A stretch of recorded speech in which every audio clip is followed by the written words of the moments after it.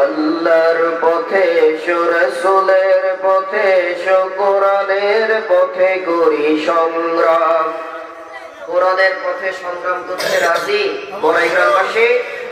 অনেক যুবকেরা আছো, কোরআন দিয়ে জীবনটা গঠন হোক চাই তো আমরা? বলেন, এসো আল্লাহর পথে, এসো রাসূলের পথে, এসো জীবনের পথে করি সংগ্রাম।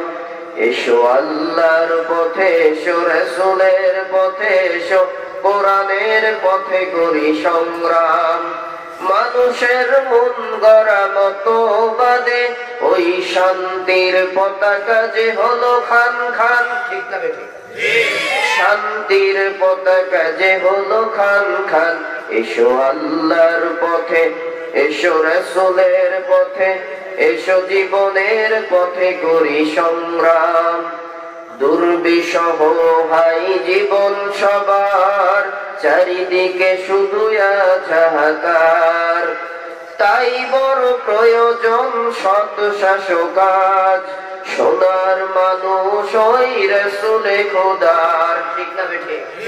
শুধুমাত্র কেবলমাত্র একমাত্র আল্লাহর কোরআনের আইন, নবীর আদর্শ তথা আল্লাহর জমিনে আল্লাহর আইন আর মুহাম্মদুর রাসূলুল্লাহর আদর্শের মানুষ ছাড়া অন্য কোন নেতৃত্ব এই বাংলাদেশে শান্তি দিতে পারে না। কথা বলেন ঠিক কিনা?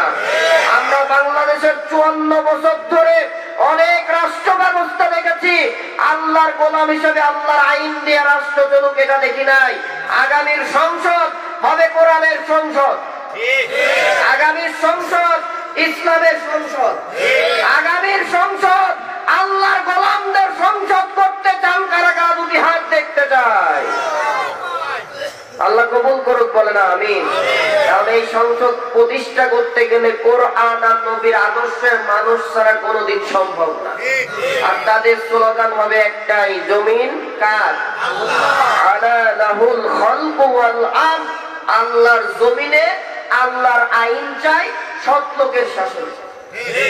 দুর্বিষহ হাই জীবন সবার, চারিদিকে শুধু হাহাকার। তাই বড় প্রয়োজন সৎ শাসক আজ, সোনার মানুষ ওই রাসূলে খোদার। আল কোরআনের পথে করতে হবে শোষণ মুক্ত ওই সুখী সমাজ। ঠিক না বেঠিক?